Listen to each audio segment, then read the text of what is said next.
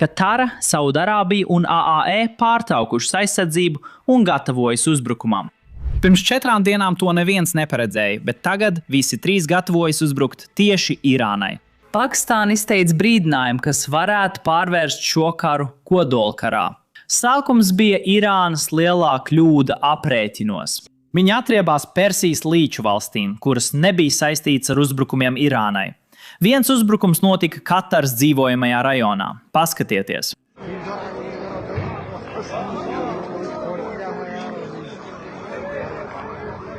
Man tas nepatīk.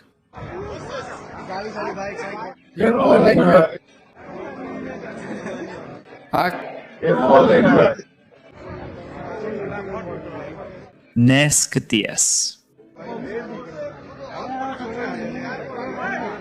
Kāds ir Irānas attaisnojums šādiem triecieniem? Viņi apgalvo, ka nevar sasniegt kontinentālo ASV, tāpēc mērķē uz ASV bāzēm reģionā. Taču paskatieties, ko viņi patiesībā trāpa. Dzīvokļi, tirzniecības centri, lidostas, ostas, infrastruktūra. Tie nav militāri mērķi, bet civilie objekti, kurus Irāna apzināti apšauda. Kādreiz redzēsiet. Protams, mēs nevaram trāpīt nevienam mērķiski ASV teritorijā.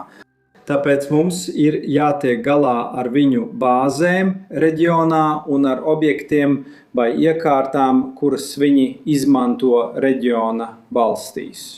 Un pat tad, kad Irāna netrāpa, pieņemsim, ka Irāna mēģina trāpīt ASV bāzēm. Kad viņi netrāpa, viņi nodara kaitējumu Persijas līču valstīm un to iedzīvotājiem.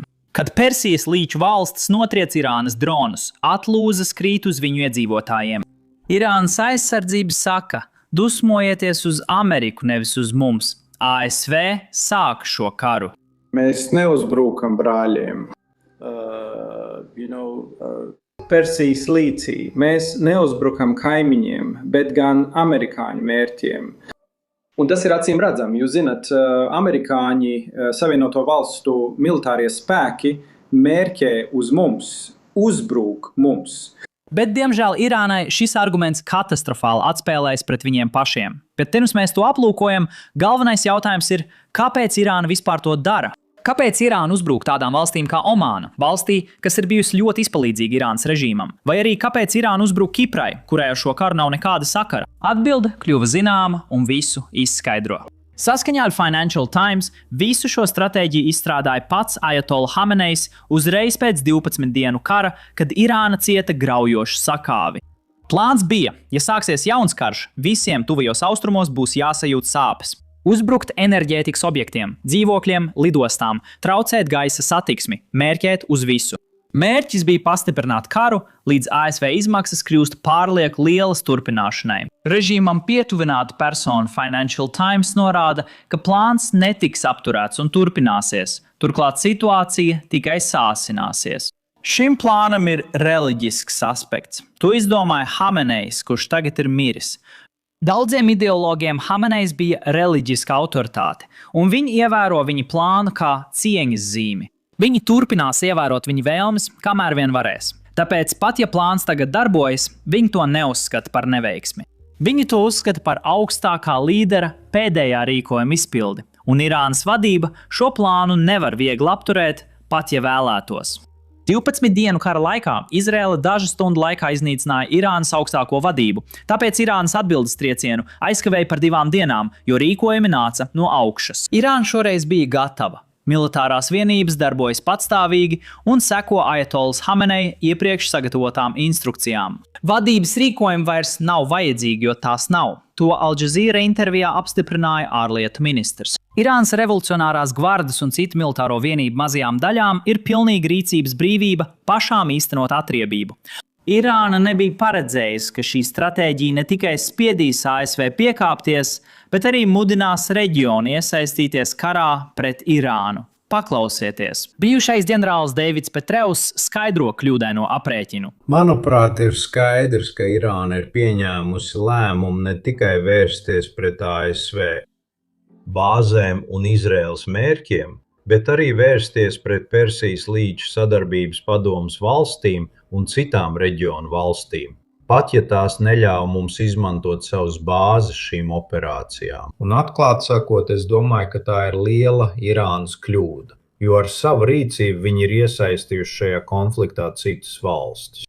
Tās patiesībā bija centušās palikt malā, bet tagad tām nāksies iesaistīties vismaz ar lidmašīnām, sniedzot ieguldījumu aizsardzības un iespējams nākotnē arī uzbrukumu misijā, pat kamēr turpinās ASV un Izraēlas intensīvā kampaņa. Irāna cerēja, ka uzbrukums Persijas līča valstīm izdarīs spiedienu uz ASV, bet tā vietā pārliecināja līča valstis, ka pati ir eksistenciāls drauds, kas jāaptur. Padomājiet par to. Valsts, kas gatava iznīcināt reģionu varas dēļ, nav tāds režīms, ko gribētu par kaimiņu. Iedomājieties, kas notiktu, ja šāds režīms iegūtu kodolieročus vai jaudīgākus balistiskos ieročus ar lielāku spēku vai darbības rādījusu. Persijas līča valstis tagad attiecīgi rīkojas. Sāksim ar Kataru. Pirms gada tā bija tuva Irānas sabiedrotā, bet vairs nav. Pirms apskatām Persijas līča valstu atbildes, lūdzu nospiediet patīk un abonējiet kanālu. Kā zināt, kara ziņa atspoguļošana YouTube nav droša, jo platforma bieži ierobežo šos video. Tāpēc jūsu patīk un abonēšana ļoti ietekmē algoritmu un mums ļoti palīdz. Tagad turpināsim ar Kataras atbildes soļiem. Katara pārtrauca diplomātiskās attiecības ar Irānu, slēdza vēstniecību, evakuēja personālu un tad izdarīja negaidītu soli. Paklausieties! Ko mēs esam dzirdējuši pēdējās stundas laikā, ir tas, ka Kataras aizsardzības ministrija ir paziņojusi, ka tā ir notriekusi vairākus dronus un raķetes. Bet pats svarīgākais, tā ir notriekusi 24 padomju ražojuma 3. paaudzes iznīcinātāju bumbvedējus. Un tie tika notriekti, kad tie tuvojās Kataras gaisa telpai. Viņi saka, ka to paveica emīra gaisa spēki, kas norāda uz šeit notikušu gaisa cīņu un nozīmīgu soli uz priekšu. Ir viena lieta, ja Irāna palaiž raķetes un dronus, kā tas ir noticis iepriekš. Tas tika kaut kādā mērā pieņemts kā kaut kas, kas varētu notikt. Bet lidot ar iznīcinātājiem citas suverēnas valsts virzienā un šai suverēnajai valstī izmantot savus gaisa spēkus, Persijas līča sadarbības padomes valstī izmantot savu armiju, lai cīnītos pret Irānas draudiem. Tas ir eskalācijas solis. Ja ASV un Izraēla uzbrūk Irānai, Irāna atbild. Persijas līča sadarbības padomes valstis aizstāvas, bet izmantojot iznīcinātājus, notriet lidaparātus no Irānas, tas jau ir militāra eskalācija. Katāras valdība aizsardzības ministrija vakar paziņoja, ka tā ir sākusi izmantot savus iznīcinātājus, lai pārtvertu draudus, kas nāk no Irānas, tālāk prom no savas teritorijas Persijas līča ūdeņos. To darīja, lai samazinātu bojājumus no atlūzu krišanas, izmantojot Patriot sistēmas draudu pārtveršanai virs apdzīvotām vietām. Un tagad mēs redzam, ka viņi ir notriekuši, kā viņi paši saka, 24 iznīcinātājus, kas nāca no Irānas. Katāras gaisa spēki sastāv no rietumu iznīcinātājiem, galvenokārt F-15, kā arī franču Rafale un dažiem britu lidaparātiem. Šie iznīcinātāji tikko notriec Irānas Su-24, vēlreiz pierādot, ka Krievu tehnoloģijas zaudē rietumu tehnoloģijām. Taču tas nav šī video temats. Svarīgākais, Katara tagad ir gatava militārai iesaistei, jo Irāna apdraud visu, ko Katara būvējusi gadu desmitiem. Katara tagad gatava atbildēt ar spēku, jo Irāna uzbruk ne tikai viņai, bet arī citām Persijas līča valstīm, piemēram, Saūdarābijai. Varbūt viņi vakar aizgāja pārāk tālu. Vakar Irāna uzbruka Raštanūrai, lielākajai naftas pārstrādes rūpnīcai pasaulē, Saūdarābijā.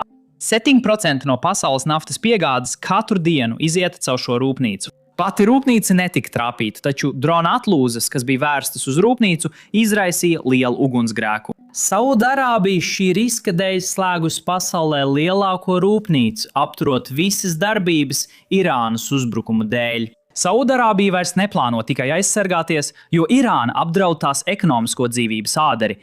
Rietumu diplomāti ziņo, ka Saūdarābija, AAE un Katara drīz pievienosies uzbrukumiem pret Irānu. Patiesībā mums ir ziņojumi, kas liecina, ka Katara jau ir veikusi triecienu Irānas teritorijā, atbildot uz uzbrukumiem Dohas lidostai, kas ir viena no noslogotākajām startautiskajām lidostām pasaulē. Katāras premjerministrs noliedz šo ziņojumu, bet uzsver, ka Katāra izmanto pašaizsardzības tiesības un attur Irānas uzbrukumu. Neatkarīgi no tā, vai viņi ir uzbrukuši vai nē, vēstījums ir skaidrs. Šīs valstis gatavojas triecienam. Militārie un diplomātiskie avoti to apstiprina. Saudārābija ir ļoti tuva tam, lai atļautu saviem gaisa spēkiem veikt triecienus mērķiem Irānas teritorijā, pēc tam, kad tā ir saskārusies ar nepieredzētiem raķešu un dronu uzbrukumiem civiliedzīvotājiem. Tostarp šodien ienākošām raķetēm, kas bija vērstas uz Damamu, tās 5. lielāko pilsētu. Citēju, nākamās 24 stundas būs saspringtas, man teica augsta līmeņa amatpersona Persijas līcī. Ir pārkāpta robeža. Kas patiešām ir ārkārtīgi, Haris, šajā notikumā ir tas, ka tas nebūtu bijis iespējams, ja Izraela nebūtu iekļauta ASV centrālās pavēlniecības sastāvā Trumpa administrācijas pirmā termiņa beigās. Gaisa triecienu veikšanai vajadzīga milzīga konflikta novēršana un koordinācija. CENTCOM agrāk bija saistīta, Izraela agrāk bija saistīta ar Eiropas pavēlniecību, ņemot vērā jutīgumu ar arābu valstīm, kas neatzina Izraelu. Tas mainījās ar Ābrahama vienošanos. Pagājušajā naktī ASV vēstniecībai Rijādā, Saudārābijā, trāpīja vismaz 2 Irānas šahed droni, taču ASV personāls necieta. Vēstniecība tajā laikā bija pārsvarā tukša. Šobrīd mērķa izvēlē pastāv darba dalīšana. Izraela vēršas pret Irānas vadību. Piemēram, tikšanās, ko pieminēja Trejs, kur šodien Kumā pulcējās vadošie reliģiskie garīdznieki, lai Irānas augstākās autoritātes lēmtu par ajatolas Hameneja pēcteci. Pirms 4 dienām to neviens neparedzēja. Persijas līča valstis bija neitrāls un neļāva ASV izmantot savas bāzes un gaisa telpu uzbrukumam Irānai. Tagad tās gatavojas tieši iesaistīties karā. Irānai nav ko vainot kā vien sevi pašu. Taču visā šajā ir viens aspekts, ko visi aizmirst, un tas ir viens no bīstamākajiem – Pakistāna. Pagājušajā gadā Pakistāna parakstīja NATO tipa kodola aizsardzības līgumu ar Saudārābiju. Uzbrukums Saudārābijai vai Pakistānai tiek uzskatīts par uzbrukumu otrai, un tām jāaizstāv vienai otru. Uzminiet, kas notiek. Pakistānas ārlietu ministrs tikko brīdināja Irānu. Ja turpināsiet uzbrukt Saudārābijai, jāņem vērā abu valstu aizsardzības līgums. Svarīgi atcerēties, Pakistāna ir vienīgā musulmaņu valsts ar kodolieročiem. Ja Irāna turpinās uzbrukt Saudārābijai, karš var pāraugt kodolkarā. Nevis ar amerikāņu ieročiem, bet ar Pakistānas ieročiem. Pakistānā ir daudz šītu. Tā paša islāma atzara, kur pēc Irānas augstākā līdera teiktā viņš vada. Tajā slēpjas nežēlīga ironija. Un tagad Pakistāna vērsīsies pret Irānu.